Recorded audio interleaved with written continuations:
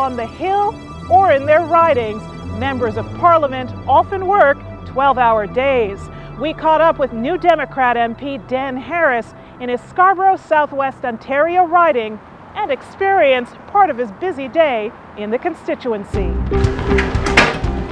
Scarborough Southwest MP Dan Harris is on the go early this morning.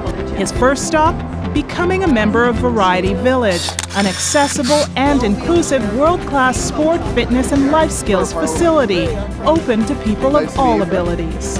We do have to maintain fitness for everybody, and of course most places can't accommodate people with disabilities, people in wheelchairs, and that's what makes Variety Village so unique. Of course, it's also a private charity. So I mean, they rely primarily on private funding and individuals and membership fees, while also trying to get government grants in order to maintain the facilities, make improvements. But I mean, it's just a wonderful place filled with incredible people.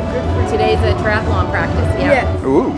Following a guided tour of the facility, a meet and greet with some local athletes and fellow members, MP Harris invites us to his office where he shares more about his riding. Scarborough Southwest is a very diverse community. It's working class. I mean, it in the 50s and 60s was very much a manufacturing neighborhood and riding. Of course, we had the Golden Mile along Eglinton, and the neighborhood really grew up around it. The neighborhood also grew around one of the most breathtaking natural wonders Toronto has to offer, the Scarborough Bluffs. Other highlights include Rosetta McLean Gardens and the mural program along Kingston Road that celebrates the area's history.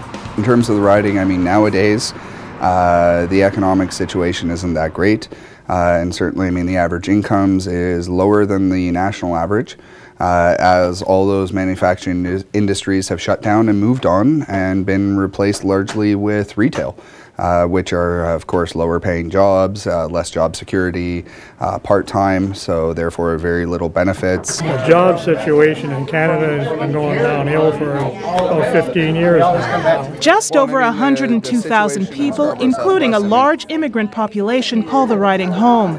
Harris notes that immigrant settlement services and ESL programs are critical towards the economic future of the area and ensuring people are able to support their families.